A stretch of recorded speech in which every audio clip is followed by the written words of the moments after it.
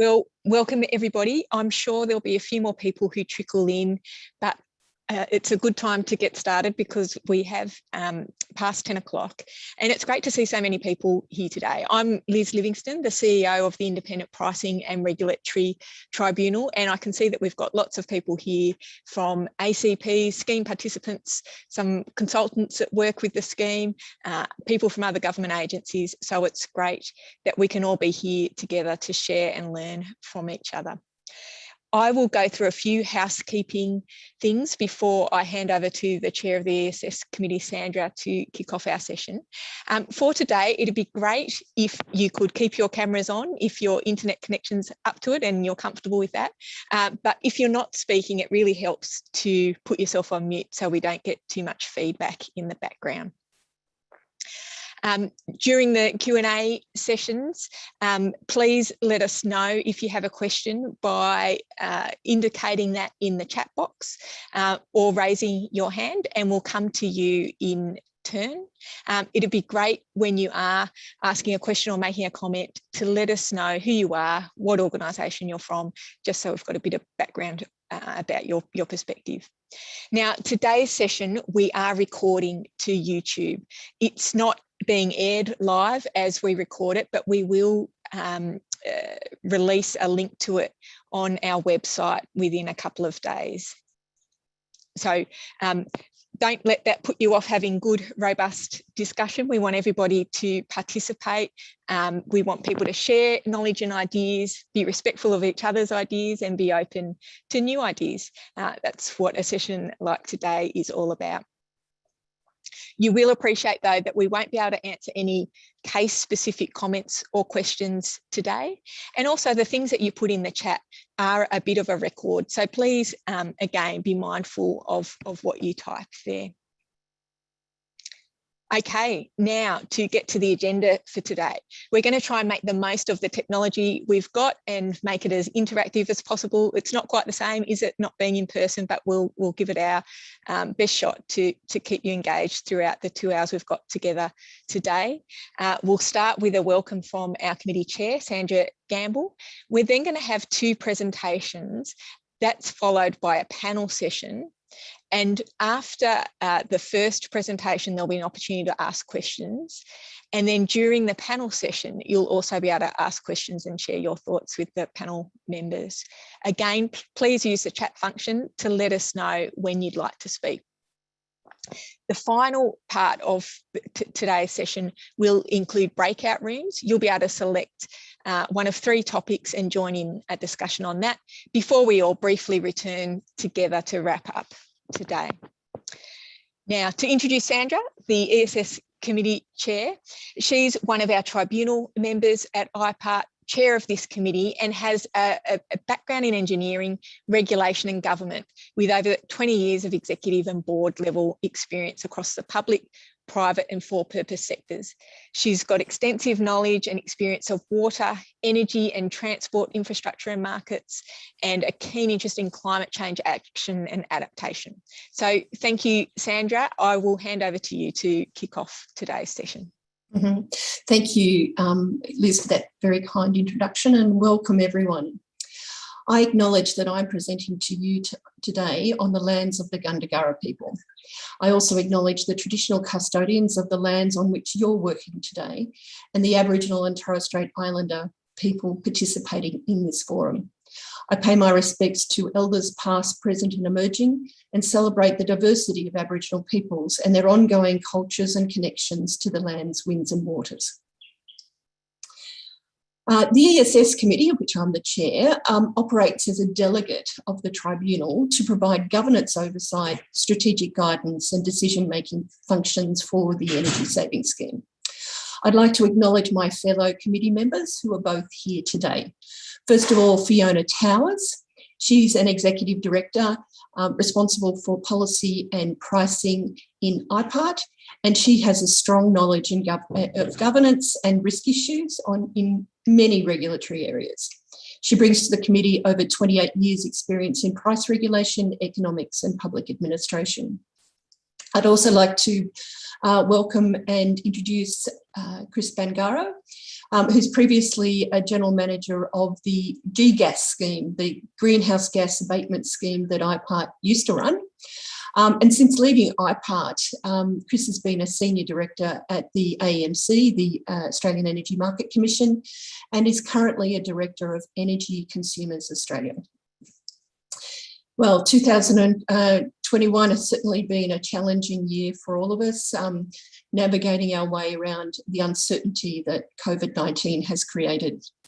It's also been an exciting year because it's presented an opportunity for us to become aware and to start implementing the world's first peak demand reduction scheme. And that's incredibly exciting.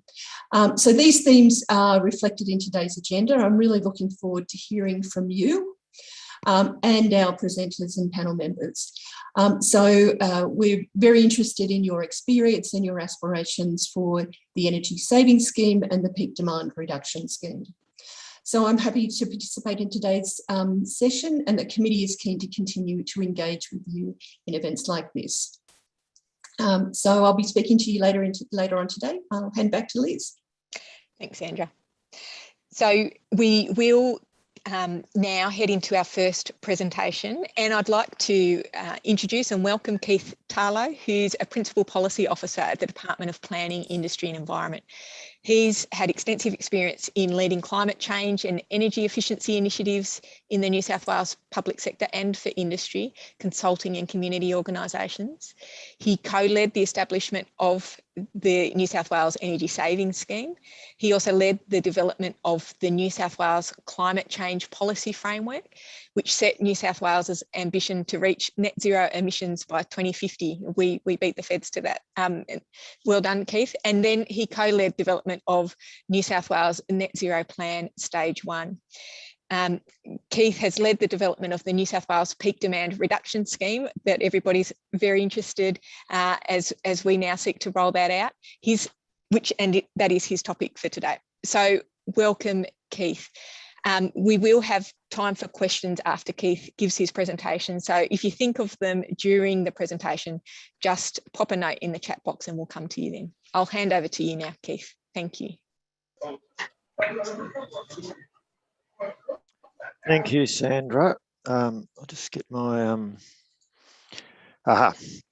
Thanks, Sandra, and thanks to IPART for inviting me to present on the New South Wales Peak Demand Reduction Scheme. Can everybody see the slides?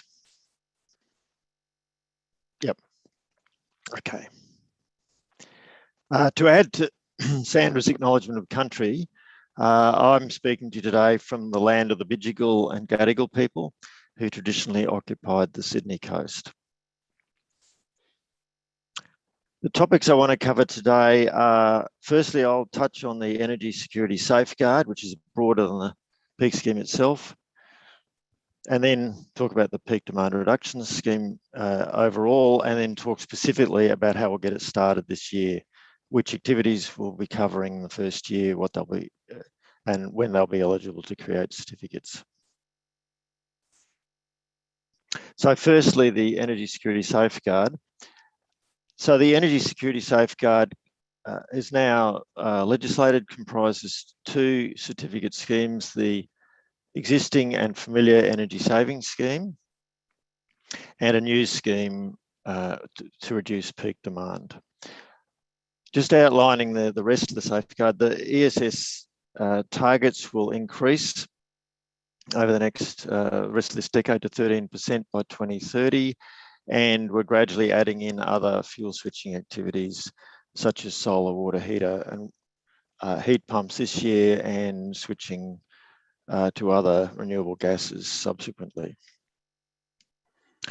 The government's also investing in a couple of complementary programs, so $25 million going into a safeguard acceleration program to streamline implementation and support the expansion of both schemes. And this will cover things like piloting new activities and training to improve measurement and verification skills.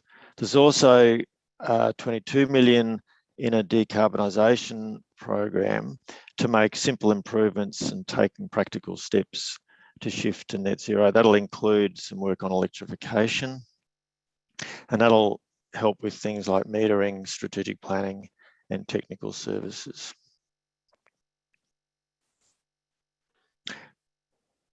The other thing you may be aware of is that there's currently a bill before Parliament to amend the safeguard. Many of the things in this apply to both schemes. I'll just tell you about the three things this bill covers. It's part of it. You may not have noticed it's part of a broader omnibus bill covering a variety of matters, not just the safeguard. Firstly, it adds the ability to expand the ESS fuel switching activities beyond simply between electricity and gas. So it'll provide the ability to add in other renewable gases, for example. Secondly, the bill will streamline the administration of both schemes. It updates and clarifies about 8 different matters. So an example being broadening the grounds for varying accreditations, rather than having to apply for a new one. And thirdly, the bill broadens some of the compliance powers that the scheme administrator and scheme regulator has to ensure it's best able to take a targeted and proportionate action in response to non-compliance matters. So turning now to a bit more of an in-depth look at what the peak demand reduction scheme is. It's the world's first certificate scheme for peak demand reduction. It's not the first scheme for peak demand reduction, just the first one that uses a tradable instrument tradable certificates.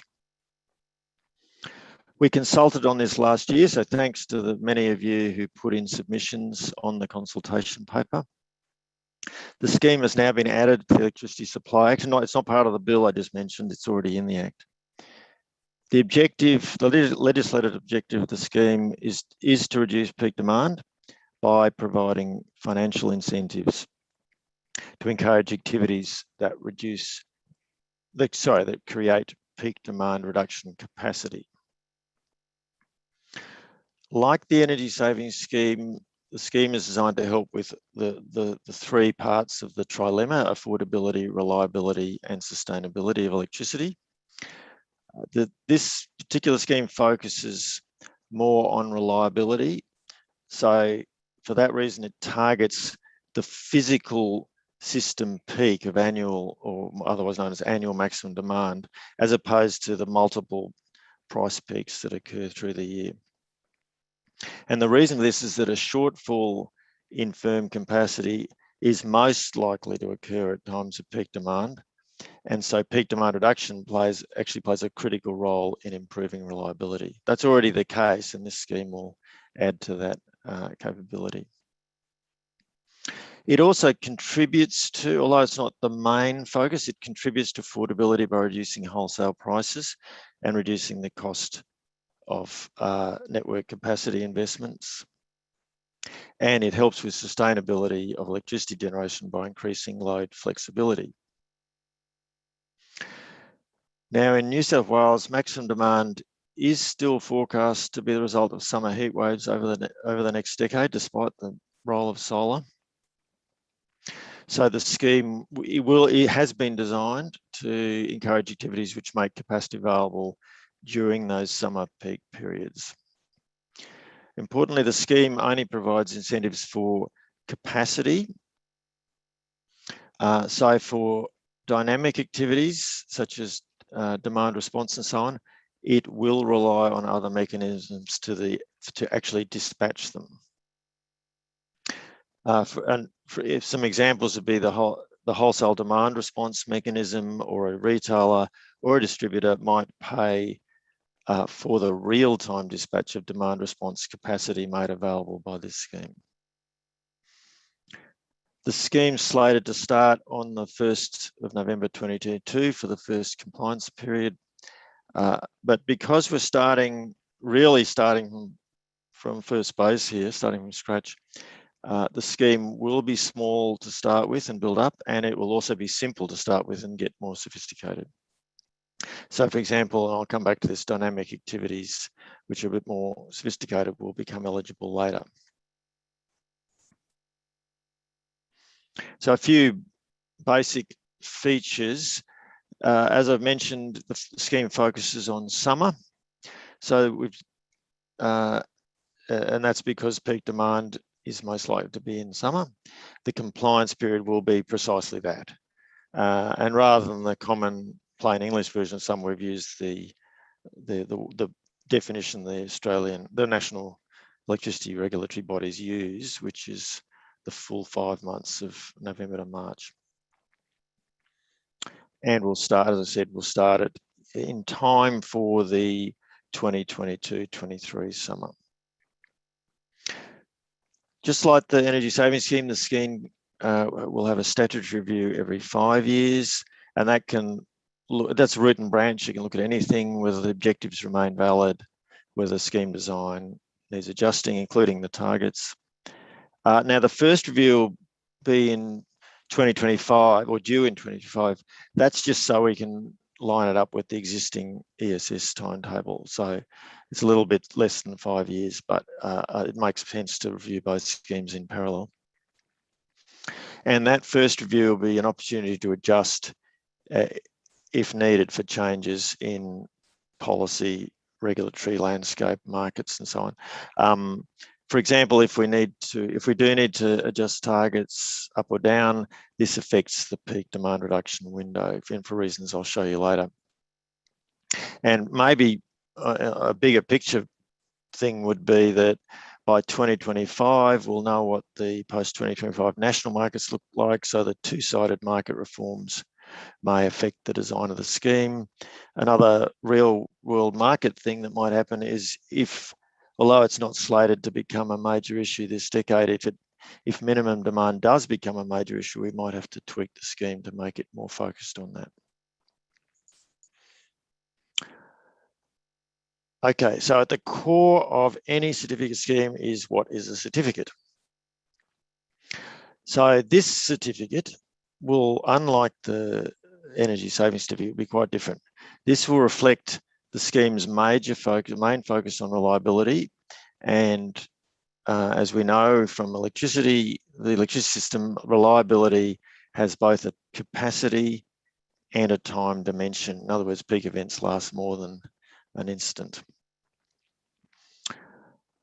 So the peak demand reduction certificate, the peak reduction certificate will reflect that.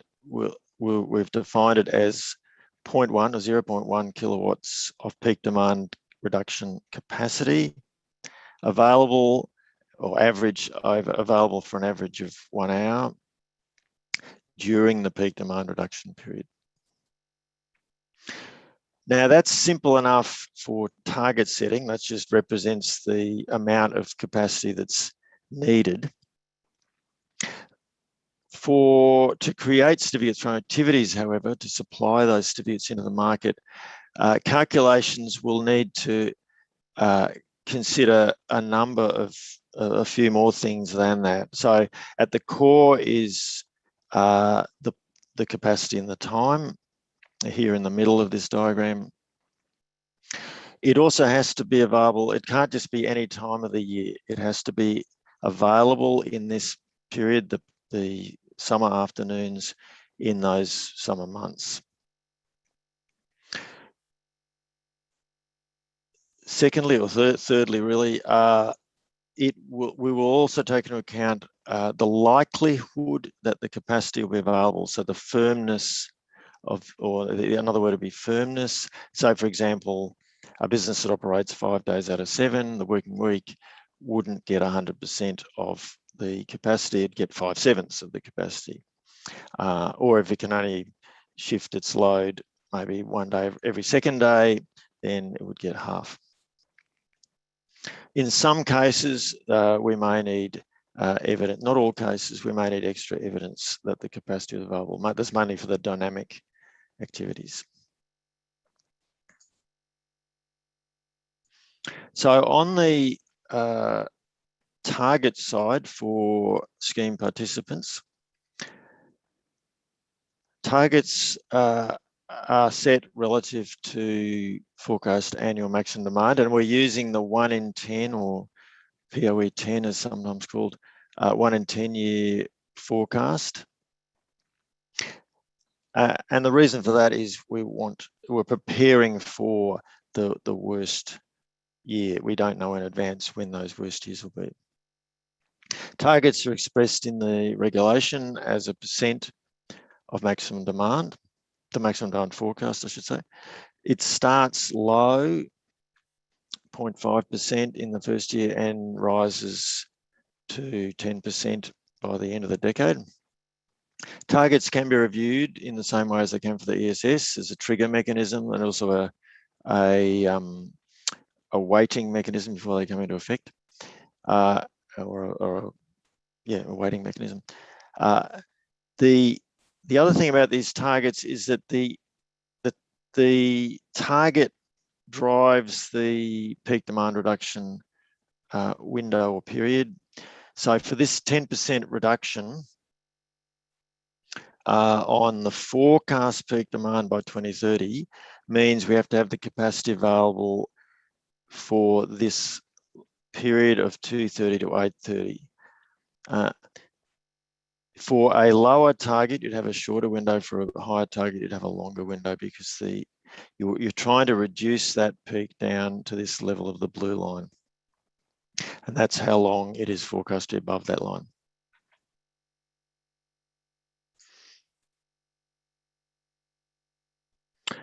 Staying on the scheme participant side for a moment,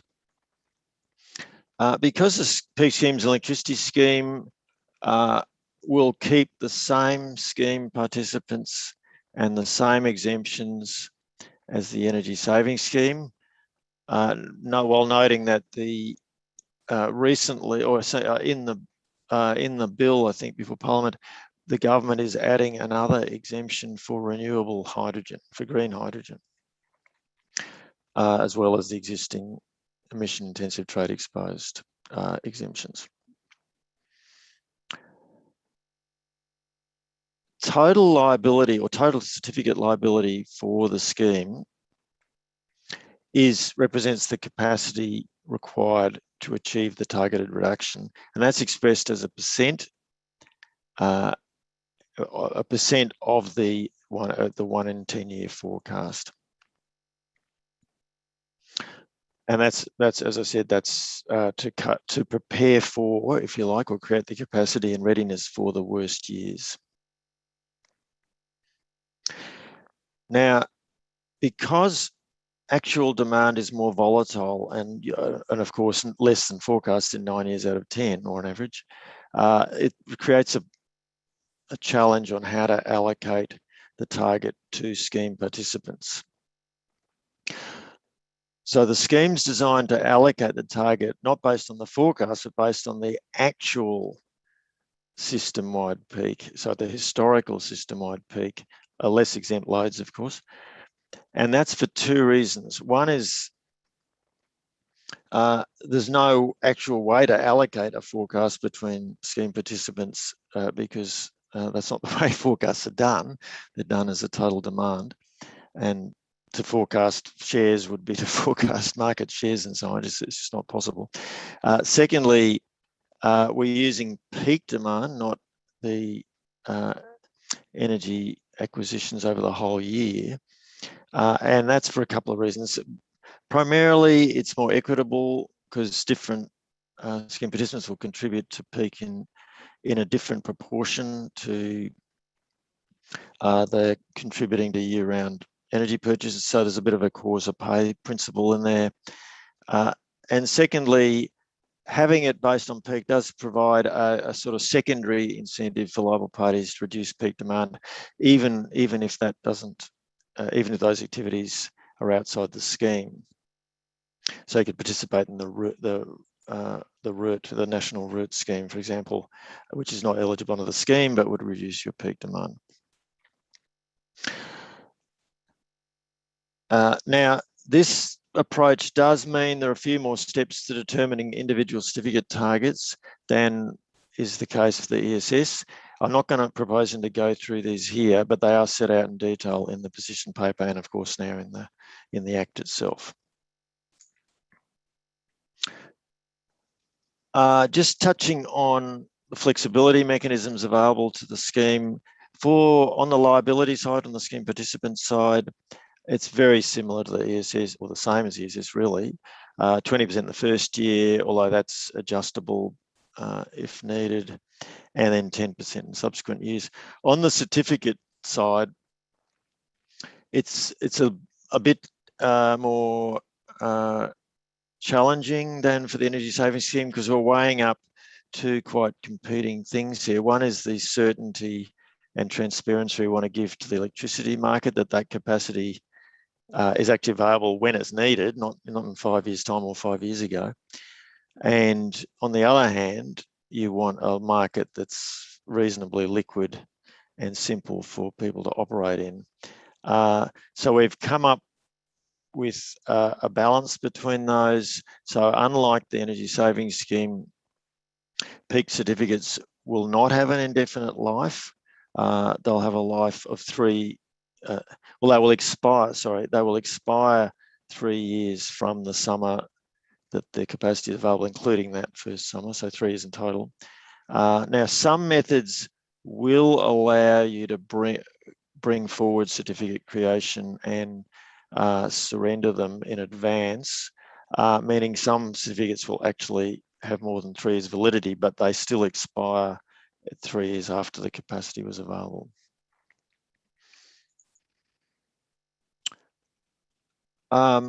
Being a market-based scheme, we want different types of activity to compete to deliver the most efficient peak demand reduction capacity.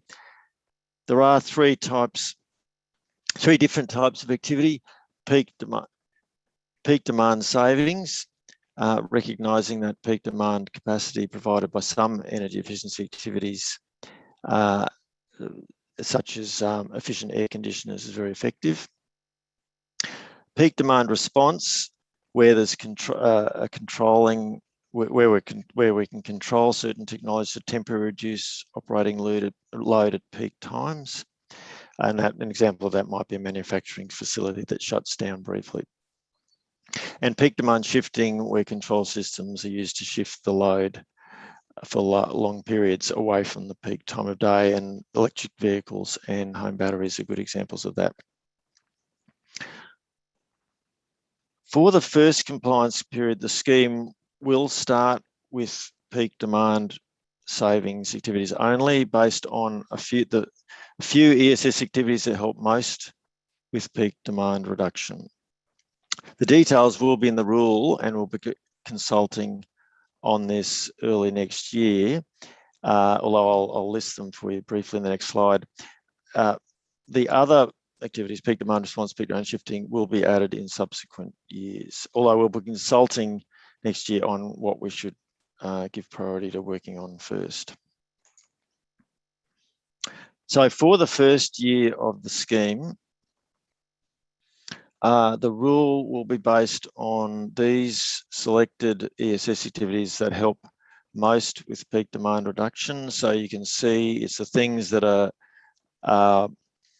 to do with heat, basically, or cooling, I should say, but certainly work hard during hot periods, so air conditioners and refrigeration activities, and also things that are highly likely to be on in pool pumps and can easily be made more efficient and reduce the load, so pool pumps being an example of that.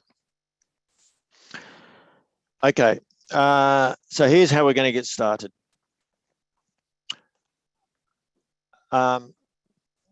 We want to get started for the 1st November 2022.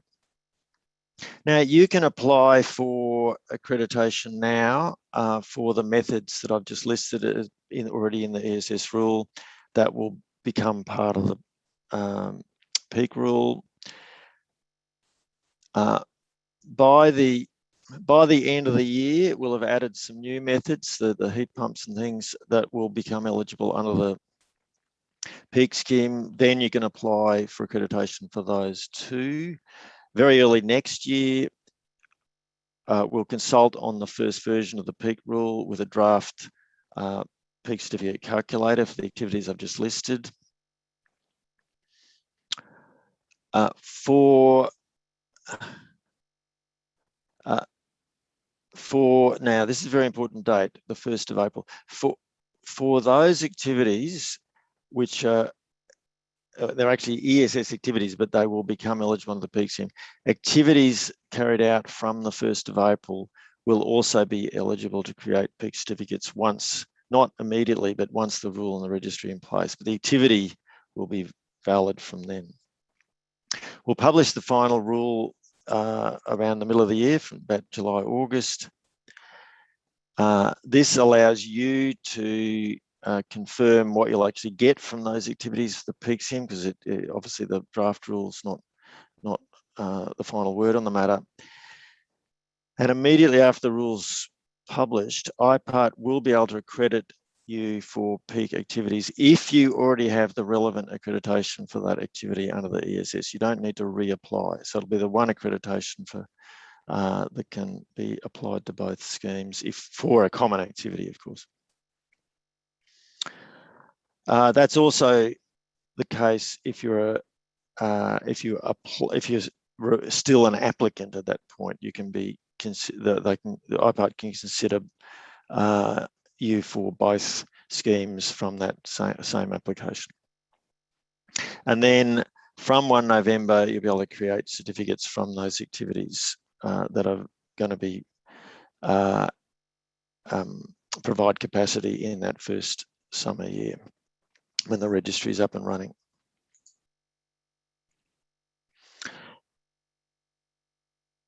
Now, I want to walk through a typical certificate life cycle, recognising it's a slightly simplified example. So for a given compliance year, there will be a full year to conduct activities, starting immediately after the end of the previous year, so on 1 of April. You'll then have the year plus on a further 6 months to register them. So to the 30th of September becomes the deadline for certificate creation. And this 6 months allows any time for after the fact evidence collection, which may be necessary for the dynamic activities like demand response. Now, for simpler demand savings activities in the first rule, you'll be able to do all this in advance and create multiple years worth in one go rather than have it from the date of installation rather than having to do it every year. Finally, the position paper is up on the Energy website at this location, and there's a web page devoted to the safeguard and to the peak scheme, and another one to the peak scheme. If you're interested in the consultation on the rule, which is the next sort of major step, go to the Energy or the Peak Demand Reduction Scheme webpage and register your interest now. If you want to ask something other than just registering for the consultation, please drop us a line at energysecurity@environment.nsw.gov.au. Thank you. Thanks very much, Keith, for taking us through that. We've now got time for questions. I haven't noticed much activity in the chat box so far, but if you do have questions about the PDRS and particularly the policy dimensions of it that Keith and his team have been working on, it'd be great to surface those questions now and or comments while we have Keith here with us. Does anybody have questions for Keith?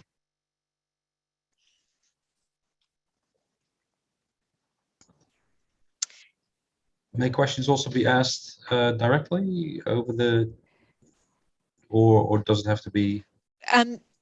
That's a good question. If we didn't have anybody asking them, I would open it to the floor. But because we've got so many people here and they are starting to flow now, we might start by going through to the chat room, Jen. So just makes sense. You don't need to ask your entire question in the chat. You can just let us know that you'd like to speak or ask a question. But I can see that Jeff Lamb got in first from EcoVantage. And I wonder, Jeff, if you'd like to ask your question.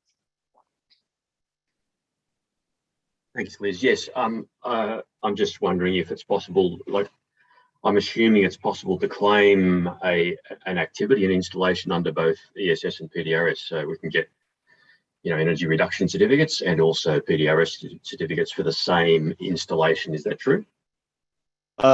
Yes, that's true for those things I listed. Not for anything. Only for those things that we've identified as contributing most to peak demand reduction. The way to imagine it is, think of it as two different dimensions of the same activity. So one is providing a year-round energy saving from, say, a fridge or something, you know, refrigerated cabinet in a shop, and the other is the capacity it makes available, or the peak demand reduction capacity it makes available just in that window. So one is a kilowatt dimension, the other is a kilowatt hour dimension. But that's we're only doing it for those activities that either we know work harder during those peak periods, like air conditioning, obvious example, or are highly likely to be on in that peak period. So things like pool pumps. So things like lighting and some types of water heating, we know are not particularly focused on that summer period, so they're not part of the double recognition. Thank you. Rick, you've got a question about Palm V. Thanks, Liz. Yes, Keith, thanks for the presentation. Just given that Palm V is a current activity under the ESS, is that also going to be one of the activities that's going to be first off the... So this is permanent demand reductions under a measurement and verification approach? The short... I might be better off if Dave Price here, he might be better off answering. The short answer is not in the first rule, but it's certainly one that we will look at for next iterations. And that's the sort of thing the first rule consultation maybe will seek feedback on. You know, are people most interested in Palm V? Are they most interested in demand response? Are they most interested in more complicated things like batteries that can be, you know, shifted out of the peak period and things? That we can't do every, you know, it's like classic thing. You can't do everything. You can't start with everything. No, that's... Could I actually, just while I've unmuted, could I ask another question just on the...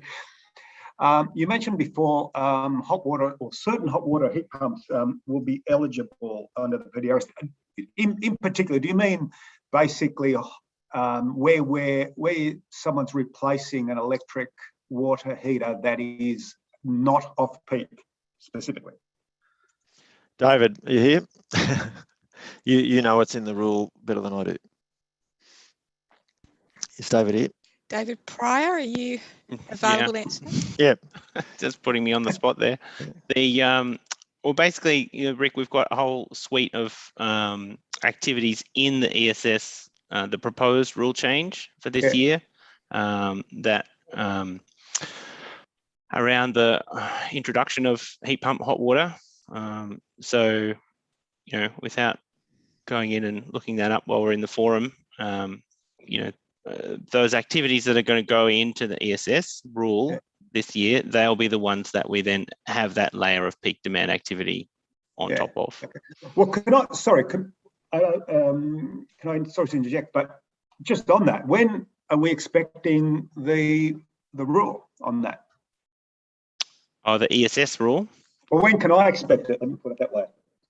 Do you mean the ESS rule or the PDRS rule? Well, no, I think you've said the PDRS next year, early next year, but no, the ESS.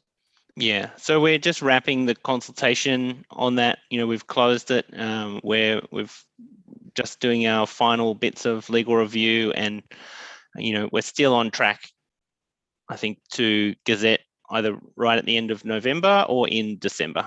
But, you know, there'll be a bit of, you know, the whims of the minister involved in how long it takes to actually get it into, get that rule changed. But, you know, let's say it'll be done by the end of the year, and then those, some activities will start straight away. Some activities will have a 3-month transition period while we work on the heat pump registry with Victoria that we're doing in a collaborative way.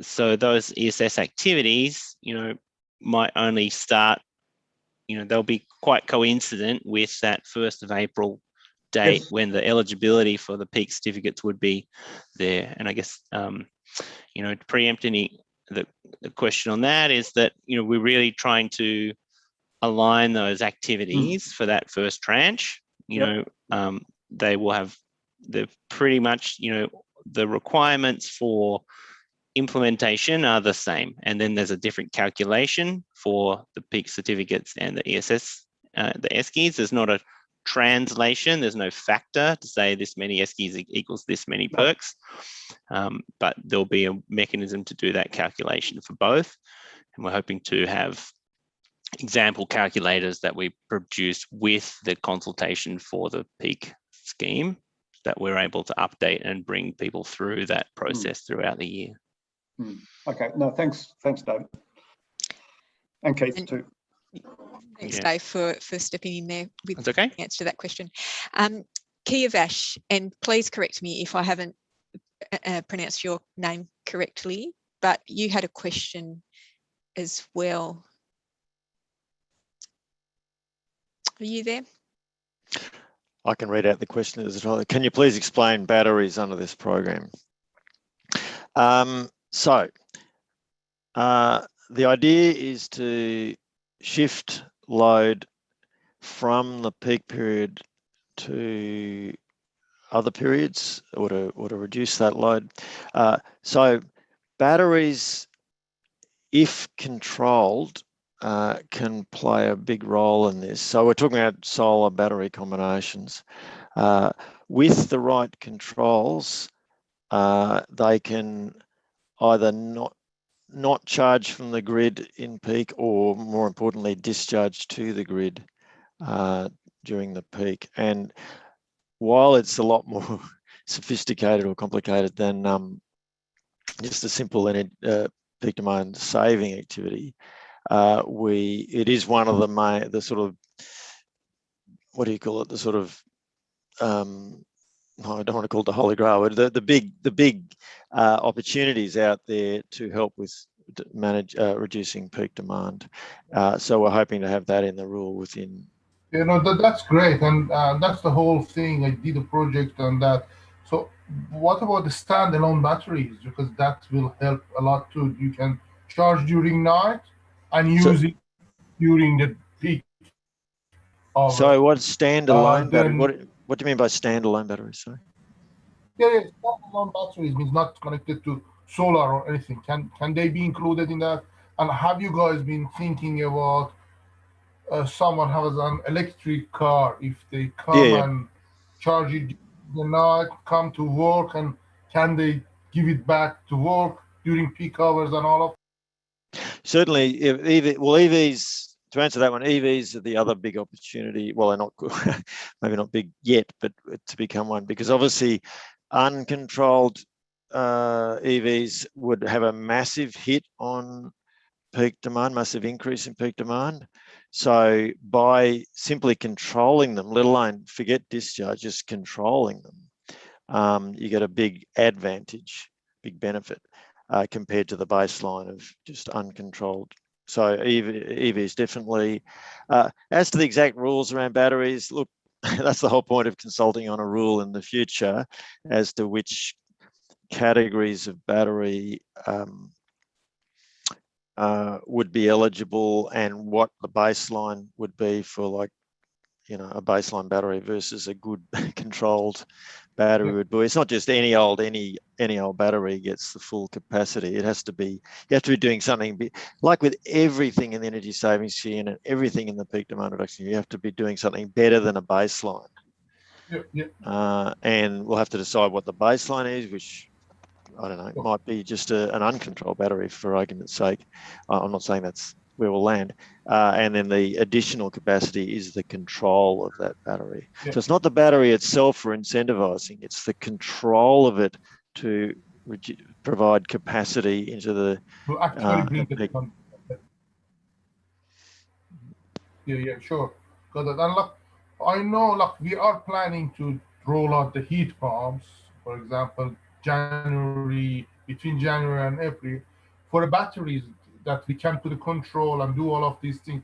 Is there a timeline that we can go, or just stick with the April stuff? What I'd recommend you do is put in submissions on the consultation paper, because there'll be, although we're consulting mainly on those 8 activities that we'll definitely put in, there'll be a short section on what should we do next, basically. So we'll need some evidence that there's a good opportunity there to do peak demand reduction, that there's enough scale in the market to bother doing a rule for it, that it's likely to be taken up by businesses, that sort of evidence that would justify the government investing time in developing a rule for it. And it's competing with a whole bunch of other things, like time shifted peak demand shifting activities like pool pumps and things. So it's not, there's a range of possibilities. Sure. Thank you both. Michael, you've got a question about the list of eligible end-use equipment. Would you like to speak to that? Michael Weiner? Yeah, sure. Sorry, I was just after some sort of indication on timeline to expand that current list, Keith, that you've got there. That's definitely a question for David. He controls the resources that can do this. Yeah, I mean, we'll get through the first round. We need to get things up and running, and we'll be working in parallel as soon as we start the consultation on, the version 1 activities. We'll be asking for, more information about those sort of the version 2 activities that are in the demand saving space, and then the what's next in demand response and demand shifting. In the ESS, we have a general timeline of a rule change every year. I think we want to do things in a bit more dynamic way. So if we can isolate individual things to push up into the rule and get started faster, then we'll try and do that. I think some of the bigger opportunities will take longer, and so it depends, I guess, how it comes out in the wash. But I mean, we would hope to be able to do, if there are another round of like more easy activities to get in by the end of the year or the start of next year, I mean, that would be the timeline, I guess, that would be looking to do. I mean, we probably can't do anything faster than a sort of 6-month turnaround, but I guess we also have to, for this first tranche, recognise all the changes that we need to do to get the system up and running so the peak scheme can actually exist. So, IPART might talk more about the new systems development and things. So we've got to, as much as we want to get it started and get it expanded, we also, it needs to be a controlled explosion. So, we'll, I guess that's all I've got to say for that one. Thanks, David. Peter Humphrey is interested in the liability side and the compliance cycle for that. Peter, did you want to speak to the question you've raised there? I couldn't remember the agenda, what the agenda looked like. Sorry, are we going to cover that later on, or can we talk about that now? Just about, the timing of the kind of compliance cycle on the liability side. Michelle, is that what you're going to talk about? Thanks, Keith. I will talk high level about our approach to compliance and enforcement, but I wasn't planning to cover the granular detail at this stage. I don't know if Sean in the compliance, who's setting up the compliance team, would like to shed any further sort of insights on that. So there is a session on the scheme participant compliance in the breakouts, and I'm just conscious of time as well. And there may be an opportunity. I know Keith's also on the panel discussion, so we might be able to deal with some of those questions via that. I don't know if Keith might be able to answer that one. Yeah, I have a slide which I didn't use in my presentation for time reasons on this very question. So we could use that probably in that breakout session. If you, oh, actually, no, you can't share your screen in the breakout, can you? Yes, you can, Keith. Oh, you can. Okay. Well, I'll use it in that because that's completely focused on scheme participants, and I didn't want to spend too much time on it for the larger group. Alrighty, thanks. Thanks. So we are due to wrap up this session in a few minutes. So we may just get to a couple more questions quickly before we have a very quick break and return for the next session. Lee Simpson, you've raised a question and directed it to David about an assumption that PDRS activities would need to be a standard ESS activity first. David, do you have a response to that? I would say only so far in this first tranche, that's how we've constructed things. So, you know, to be able to start the scheme quickly with activities that we know, you get a credit in the ESS, do those activities, and then have the peak layer on top. I would expect that once we start getting into demand response and demand shifting and how the devices are used instead of what they produce from the technology perspective, then things will start to diverge. So it's not linked and set that it's going to be the ESS activity and the peak activity will always be combined. Those things will diverge over time. We're starting it from a place where they're combined, you know, thinking of those primary priorities of doing, you know, business once and trying not to, you know, say, here's a second scheme and there's just double everything, double compliance, whatever. So where we can start together, we have hope that we can integrate those, you know, efficiencies over time, but the activities will necessarily diverge as they take off. Thanks, David.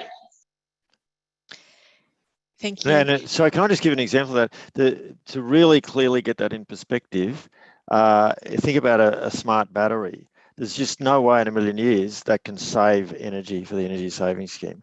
It does provide peak demand reduction capacity, however. So that's something that is one, but not the other.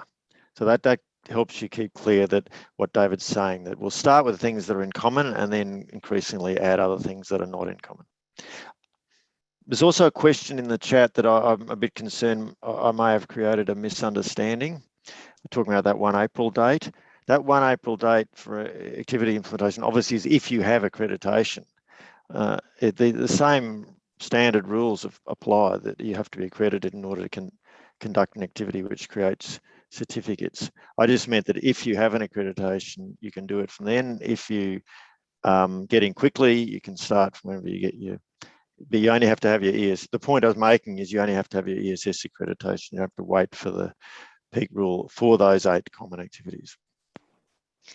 Thanks, Keith, for clarifying that.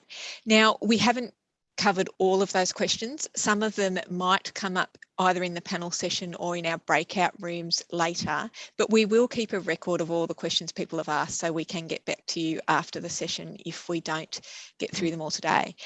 We are going to have a quick 5-minute break now, so a chance to grab a cup of tea, use the bathroom, etc. But we'll be back starting at 11 sharp, and then we'll hear from Michelle Coco as our next presenter. So if you just want to put yourselves on mute, possibly turn off your camera, but be back by 11, we'll get going again in the next session. Thank you. Well, hopefully you've had a chance to do what you needed to do in that 5 minutes, but we will keep moving on, and I'm delighted to introduce Michelle Coco. She's our next presenter. She started at IPART in late July as the Executive Director of Regulation and Compliance. She has over 25 years experience in complex and emerging regulation across highly regulated and technical sectors. She's had a strong focus on infrastructure and access regulation, consumer regulation and competition law.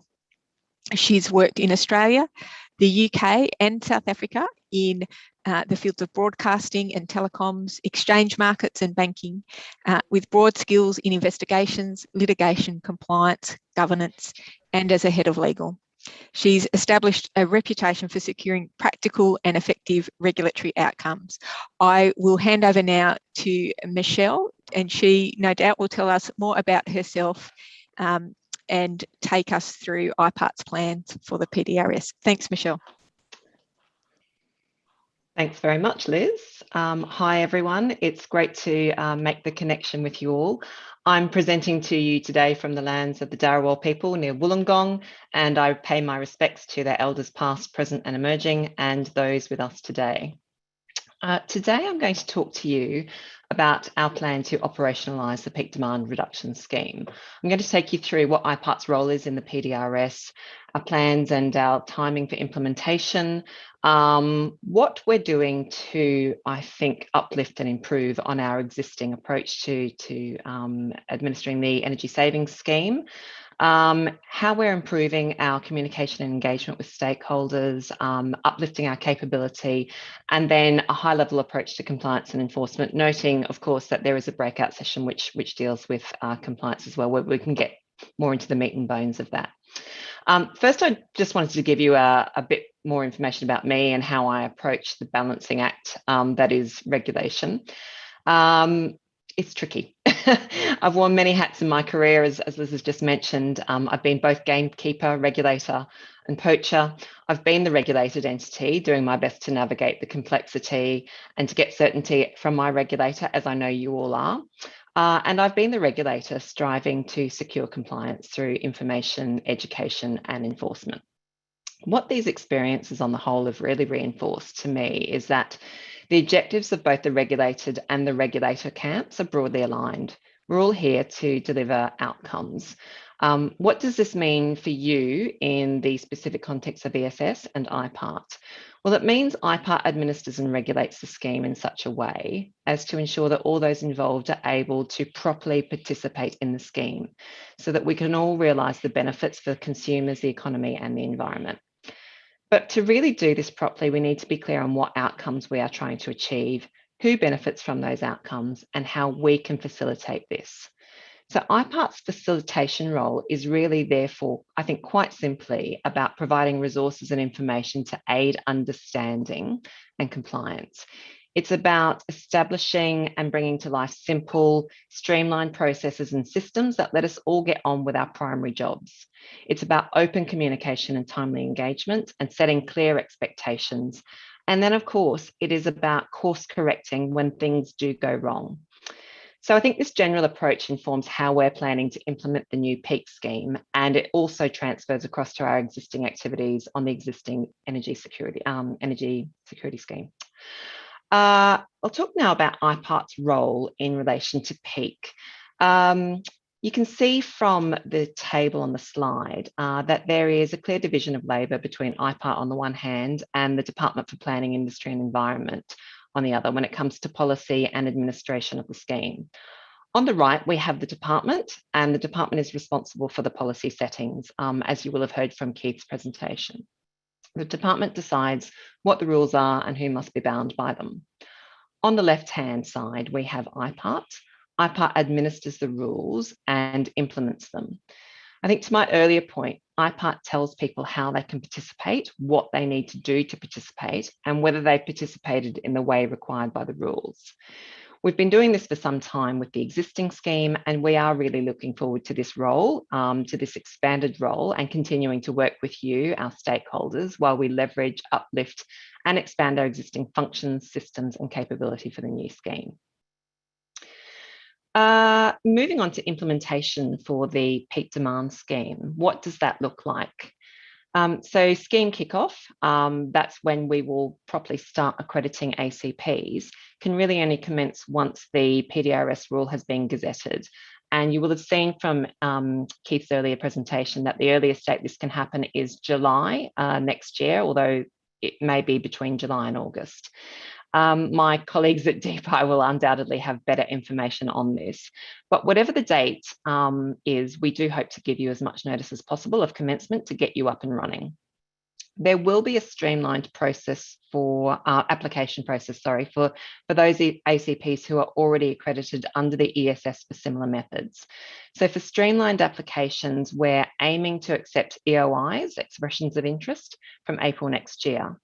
But just to be clear on one thing, a streamlined process is not an automatic process. You will still need to apply even under the streamlined process, and you will still need to provide documentation, but less so than under the full application process for new ACPs. So if you have been accredited under the streamlined process, you will be able to create certificates from implementations which occur after the 1st of April 2022. We do need to draw a distinction, I think, between accreditation and certificate creation on the one hand, which happens from April onwards, and certificate registration. So registration is available from the 1st of November next year. I'm going to give these dates a health warning. Some of them are indicative at this stage and very much dependent, as I said, on when the rule is gazetted. But as I also said, we do aim to give you as much notice as possible once the dates are firmed up. I'm going to talk now about digital transformation. I mentioned earlier that IPART's role ideally involves the use of a simple, streamlined process and system. I'm very happy to report that we currently have a major program of work underway to scope a new IT solution for all energy savings activities. We've listened to, and I hope we've understood your feedback on some of the challenges of using our existing systems. And we're aiming now to provide a simpler integrated portal and registry to integrate our legacy systems and improve the user experience. We are aiming to have the new system go live from the 1st of November next year, which coincides with certificate registration. That said, the earlier parts of the sort of implementation, which deal with applications and accreditations, which happen earlier on in the year, will be managed outside of the IT system up until 1 November. So the new bells and whistles system will cover both the ESS and the PDRS, and the older, our existing system, will only be retired once the new system is fully ready to go. So that means there should be no impact on your existing ability to participate in the new scheme. Other functionality in the system will continue to roll out after that date. But again, this is one of those areas where we will provide you with an overview of what's going to happen or what's likely to happen and when, and we'll keep you updated on the timings. I think ideally as well, once we are in a clearer position about the system specifications, requirements and usability and functionality, we will be engaging with you further to just test the waters, I think, on the system design and functionality. So expect to hear more from us on that. I think that point on an engagement with you, our stakeholders, is probably a nice sort of segue into my next slide, which talks about how we engage with you, our stakeholders. So digital transformation and the impending commencement of a new scheme aren't the only key changes taking place in the ESS space.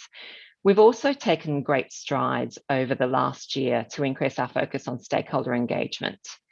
Stakeholder engagement is a key strategic priority right across IPART, and especially so for ESS.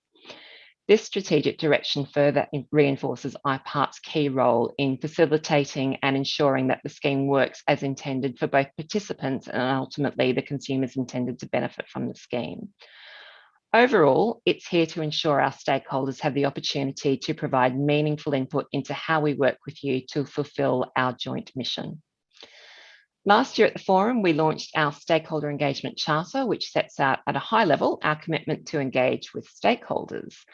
And I know that most of you know that since then we have sought and listened to your feedback to help us understand what you need and how we can do better. I just wanted to say thank you all. Thank you to all of you who've pitched in to participate in our surveys and our interviews. We do really appreciate your time and value your feedback. And I do hope that the process is also satisfying for you. We feel it's been time, certainly on our part, very well spent, and we hope you do too. We've captured the essence of your feedback and used this to inform our new stakeholder engagement strategy, which I believe will be published on our website later today.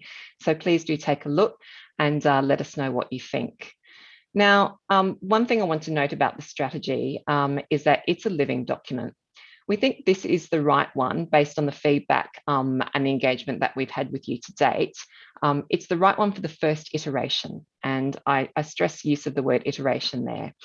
We look forward to hearing from you further down the track on how it can be evolved, because it will be evolved depending on your needs and our needs as well. I think it's fair to say stakeholder engagement is especially critical when we're embarking on a program of change, and such a significant one as this.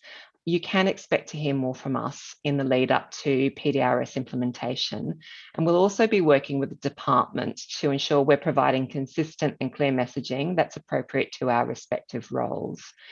So on that note, I just wanted to say we are looking forward to working with you as we share more information about the Safeguard and the PDRS. And we're looking forward to hearing your concerns and also to responding to your feedback.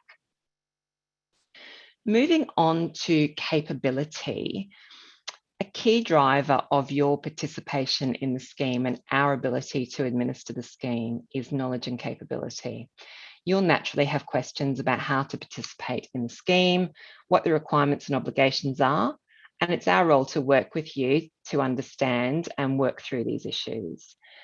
We've started work on IPART initiatives such as preparing guidance materials, web content, and just information generally on what to expect and when you can expect it to support ACPs, scheme participants, measurement and verification professionals and auditors to build capability to comply with and understand the scheme requirements.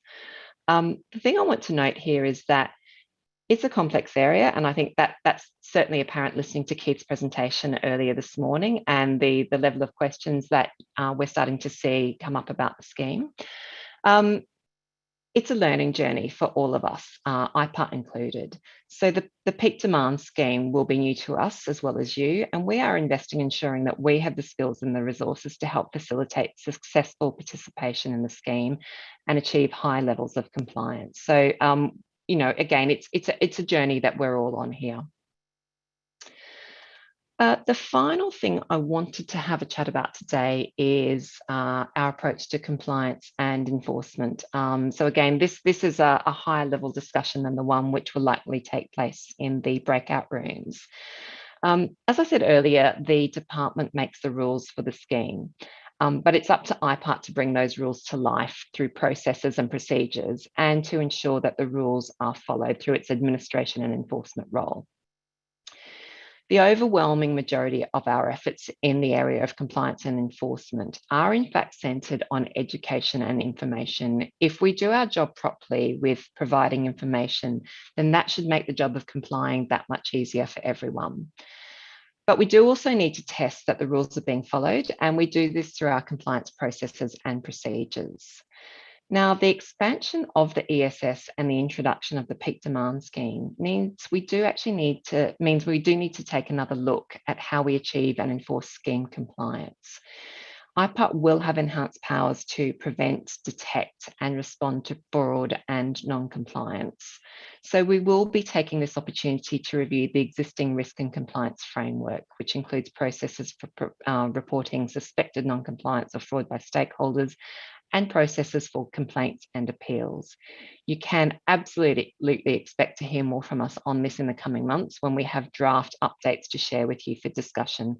And again, we look forward to engaging with you on the drafts and hearing your feedback on them.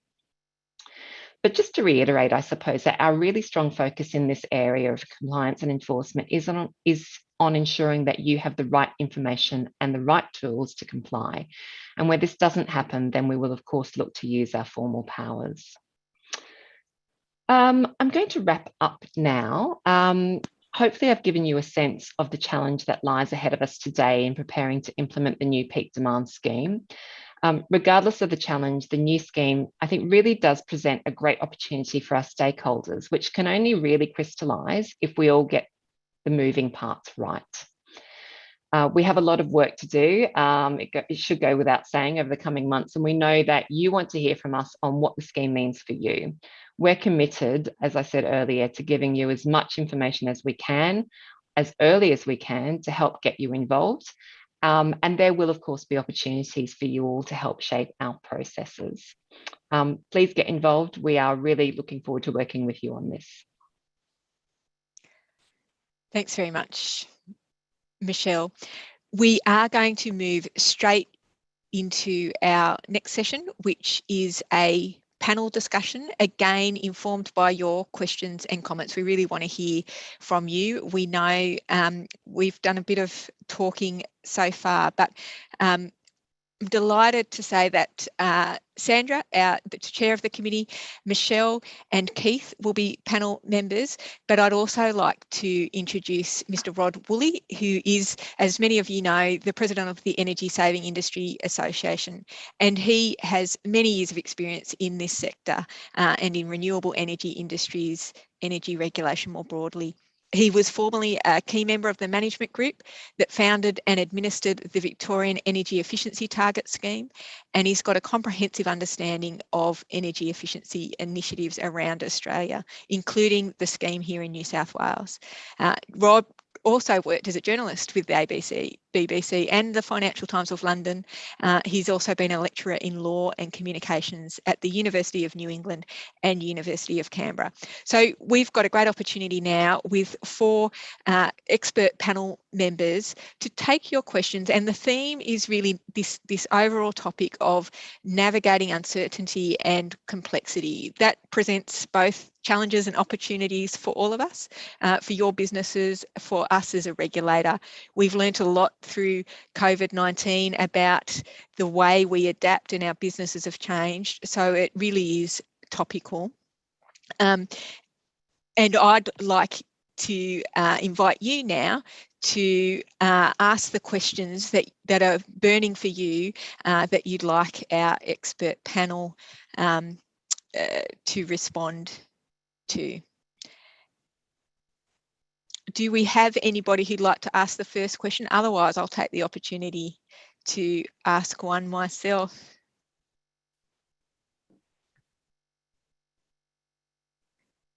Okay, I might direct an initial question to Sandra. Sandra, you're a tribunal member as well as the chair of the Energy Saving Scheme Committee at IPART, and you're often required to make decisions on very complex matters and apply complex legislation that can be quite technical. What approach do you take to decision making, and how do you make sure you take a broad range of viewpoints into account? Oh, good question. Okay, so we first of all are very well supported by the Secretariat. So for all the decisions that we make, we receive detailed information about what's happened leading up to the decision. So if it's a compliance issue, for example, where there's potential for some sort of problem, then the staff put together these very detailed papers for us, which include the correspondence that's happened between the parties, and also the guidance that the staff usually follow in relation to a matter, so that we can make sure we make consistent decisions. Then I guess it's the committee's job to take a big picture view. We do like to apply the guidance fairly consistently. However, we also want to make sure that we're being fair and reasonable, that the unique circumstances of the particular matter are taken properly into account, and we're balancing the risks. So sometimes we're dealing with something of high risk, in which case we might take a more conservative approach. Sometimes in the end, it's not a big risk and we can be a little bit more lenient. Often we take into account the track record of the ACP usually involved. And so we have the opportunity to take into account a range of factors, but we definitely do try to be reasonable, because we know that ACPs are trying to run a business, and it's in everyone's interest that we have a vibrant market for ACP service provision, So we want to make sure that that we're giving them the best opportunity to succeed. At the same time, we also want to make sure that the scheme has integrity and it's value for money as well. So that's the way we make decisions. Fairly comprehensive answer there. I hope that gives good insight to those of you who participate in the scheme. Michelle, I think one of our panel members has a question for Rod. I'll let you ask that directly, Michelle. Thanks very much, Liz. Well, hopefully you got the sense from my presentation that I'm really keen to hear from stakeholders. So continuing with that theme, Rod, I'd really like to understand as a starting point what you think some of the key challenges are for our ACP community, actual and prospective, in getting to grips with the new scheme. And I'm interested to know so that we can make sure that we are hitting the right mark with our implementation and support activities. Thanks, Michelle. And thanks also to you and Keith and Sandra for your presentations this morning. I thought they were very interesting and informative.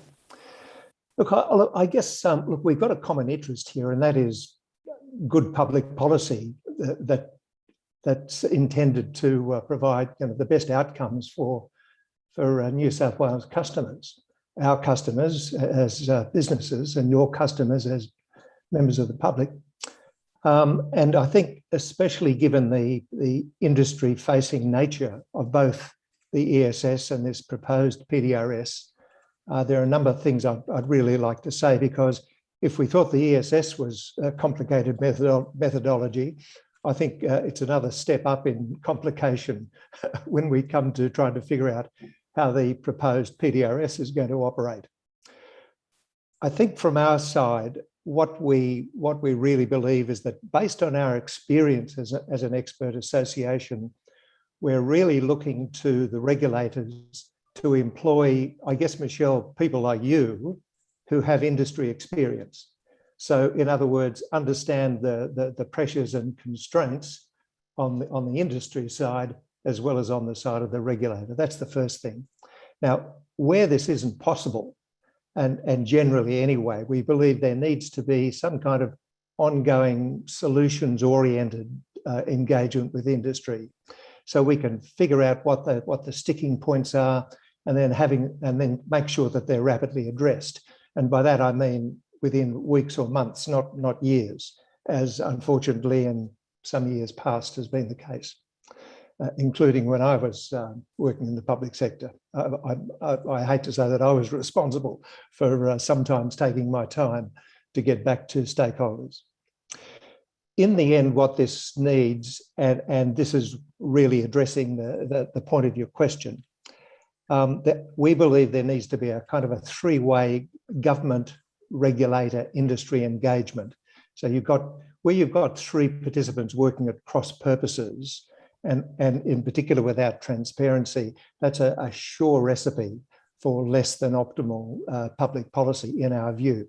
That's one reason why we as an association continue to recommend these technical working groups that have representation from the policymakers, from the regulators and from industry. And we think that works pretty well, and we hope that you'll apply that same methodology to the PDRS as we go through the developmental stage. Thanks, Rod. I think I can certainly say that I share that ambition to ensure that there is consistency and engagement and alignment wherever possible with those three key groups across the board. There's more that we can absolutely do in that space, and I hear you on the need for sort of timely communications and engagement, whether it's proactive or reactive. Thank you. Thank you both. And I might ask everyone to think about whether they have a question now. I am going to be bold and just open it to the floor because we don't have any in the chat box. So if you've not been inclined to write your question down, but you do have one, if you take yourself off mute, there's an opportunity now to ask a question of our panelists. I'm conscious there's a couple of people on the phone as well. If you want to participate, you can take yourself off mute just by pressing *6 and let us know you want to speak. Hi there, it's Mark here from Pivot Data. Keith mentioned before that I think it was that when it comes to applications for accreditation, it may be possible in the future to apply once for a number of activities rather than multiple times. Is that, could you please expand on what that was referring to? Keith, you're on mute. I'm not sure I quite understood the question. Was there, is there in the pipeline any initiatives that would make the application for accreditation simpler for ACPs in New South Wales? I think you might be referring to, there's an amendment in the bill that, but if Sarah Balmano is here, she can answer precisely. I think it's about varying the scope of accreditation, but she knows the bill better than I do. Sarah, are you there? Is that the nature of your question, Mark? Yes, that's right. Yeah. Hi. There are amendments in the bill, but that's more to clarify amendments to accreditation in terms of what IPART has the power to do. So in terms of any change to processes to simplify the accreditation application process, that would be more a question for IPART.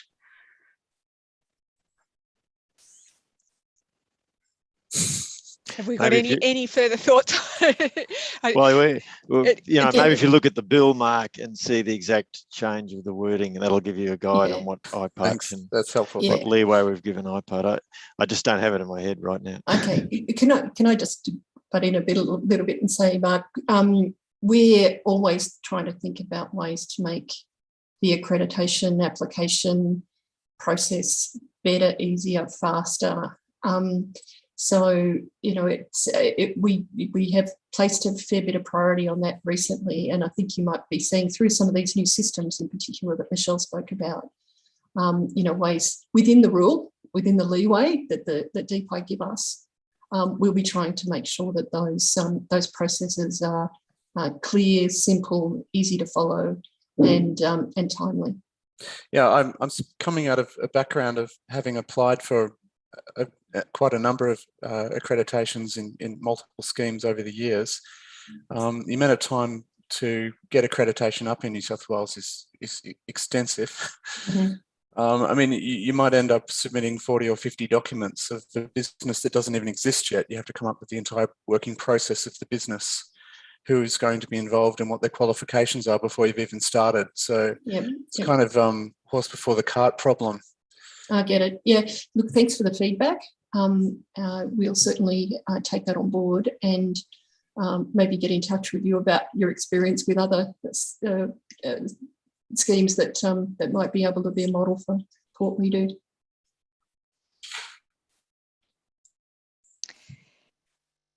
Thanks. Rick, we might go to your question next.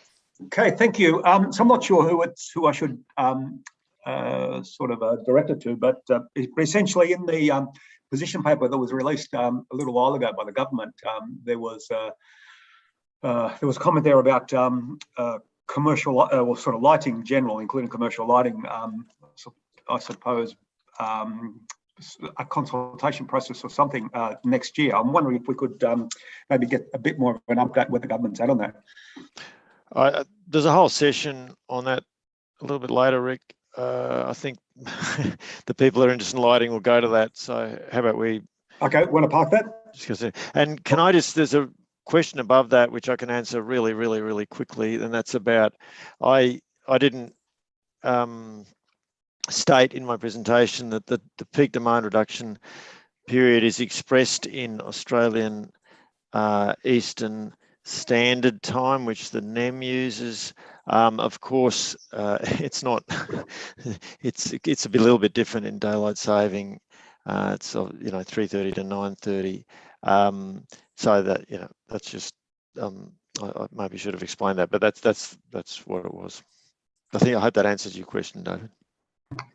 Thanks, Keith. Thank you.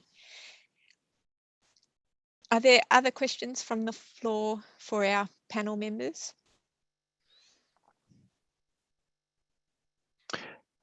There was a previous question from Kievash from earlier. Do you want me to answer that? Or?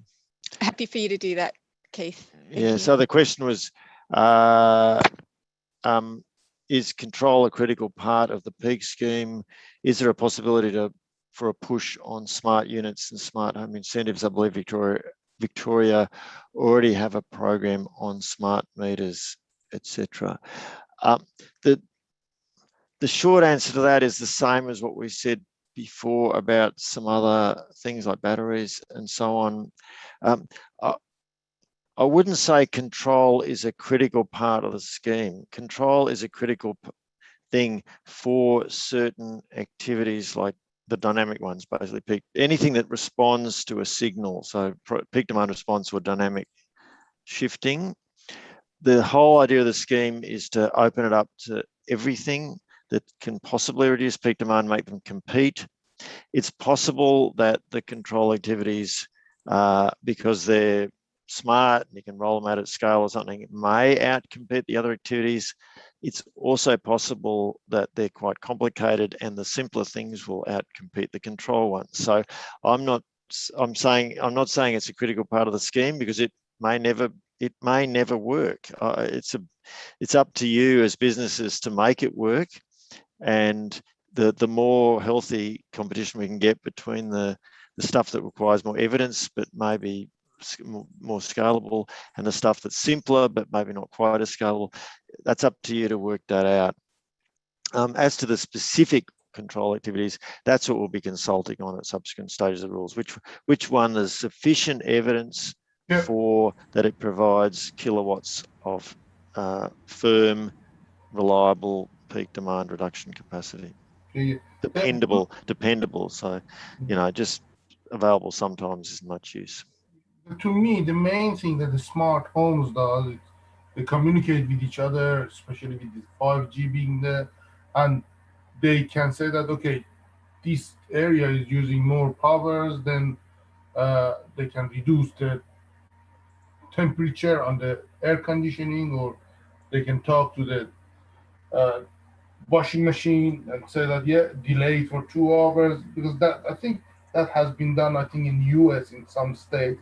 I was wondering if you're thinking about anything like that. You're talking about large-scale behavioural rollouts? Yeah. Okay. So this is the OPower. And then all of the home would be connected to each other and talk to each other.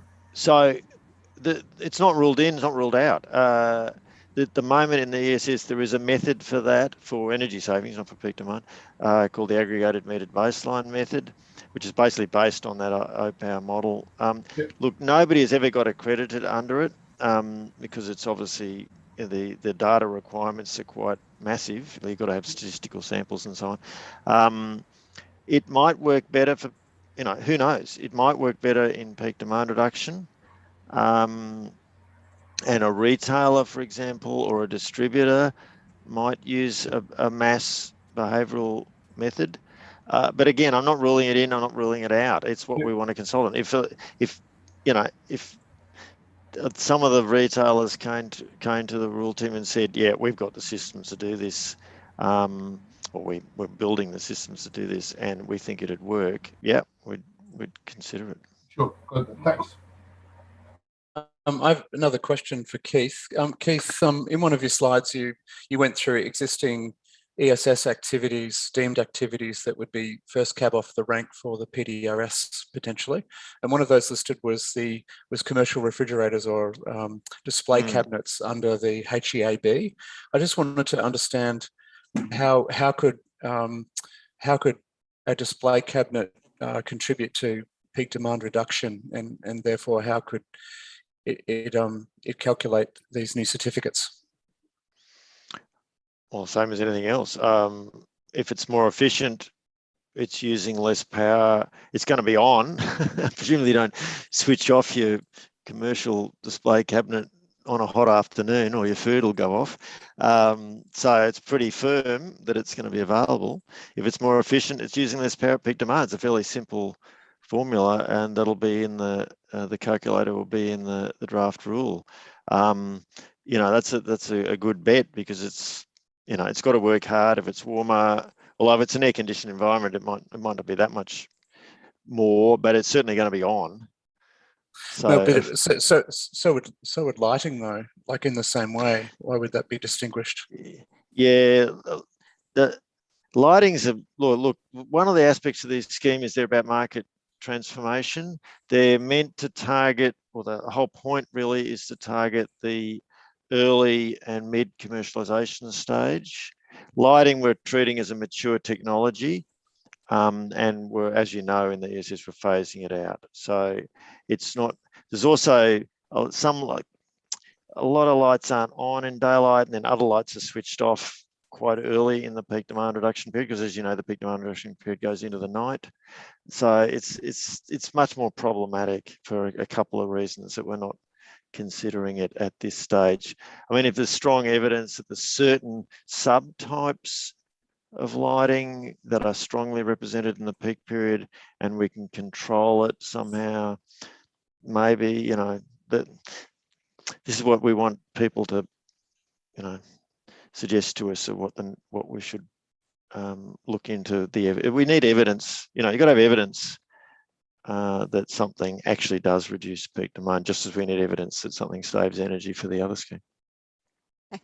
Thanks for that, Keith. I know there are a couple more questions there. I am going to set those aside and we will get back to the people who've raised those questions, and if they're of broader interest, we'll share responses to all of the participants today. But we do want to make the time for the breakout sessions that we've mentioned earlier. So in a moment, you're going to see pop up on your screen a selection of 3 topics of interest, which we've chosen based on the feedback from you as you registered for the event and through other means. That will take you to a breakout room that's going to be facilitated by an IPART staff member. They'll introduce themselves and get the conversation started with some high-level observations, but then take your questions and comments. So the 3 options that you've got to choose from are audits and compliance for accredited certificate providers, and Paul Peterson from IPART will facilitate that session. All things lighting, and a few people have mentioned their interest in lighting today, will be facilitated by Sarah Stanner-Cranston, and then scheme participant compliance will be facilitated by Sonia DeMono. At the conclusion of the breakout rooms, you'll rejoin the main session.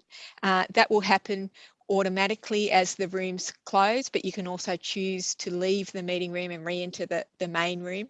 Be careful not to select the option of leaving the meeting completely. That can be a trick at the end there. And then I'll ask the facilitators to share a couple of short points from each of those sessions. So we'll launch the breakout rooms now. You'll see that box of 4 dots towards the right hand bottom of your screen. If you click on that, you can select one of those options. Just select join. Hey, it looks like... Apologies to my group. I think it took the whole time on my question.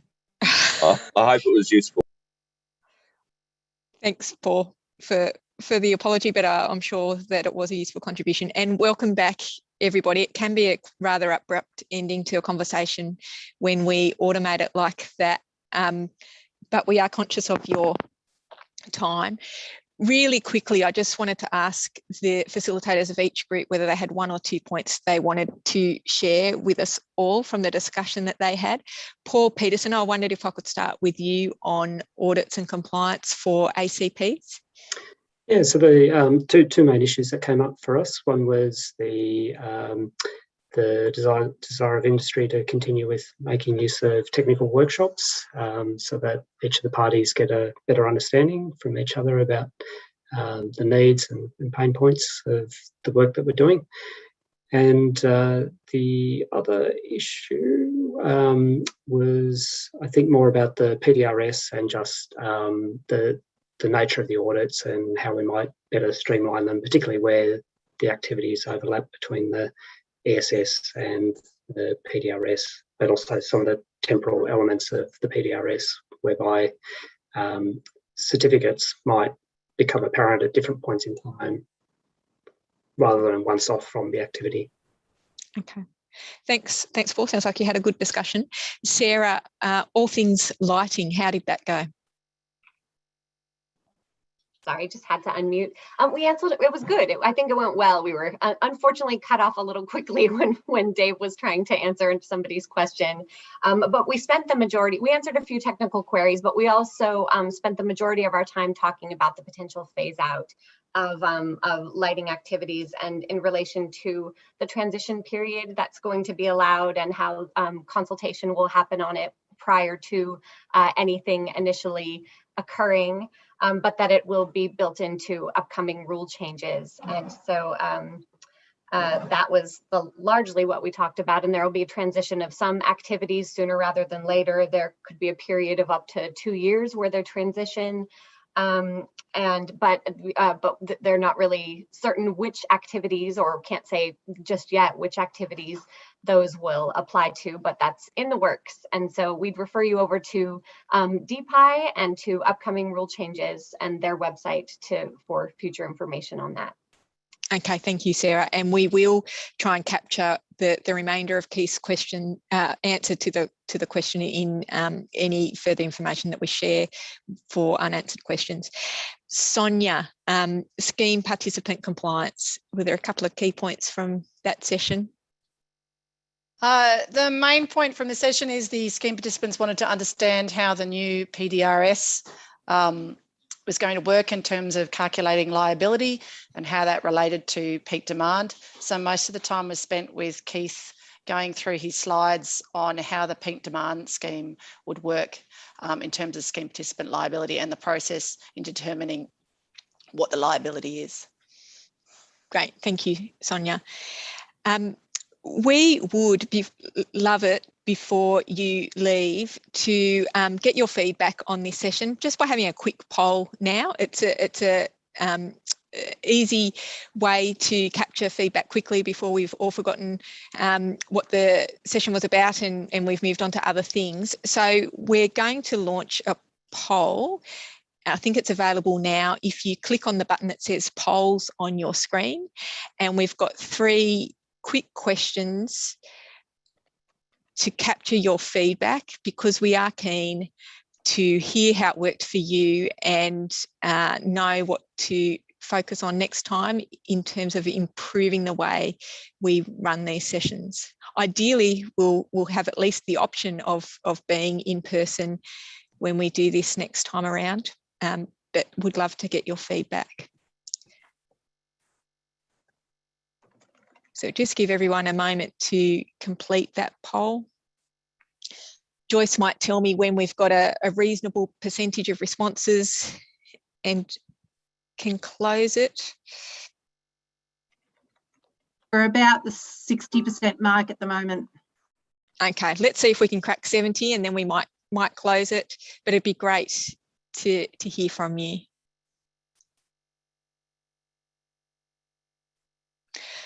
While we're waiting for that, you also have the option to provide more feedback on the format and content of today's forum, and you can email us at the ESS mailbox. So that's just ess@ipart.nsw.gov.au. So we'd be happy to receive more fulsome feedback if you have it. We'll also publish a copy of the slides on the ESS website.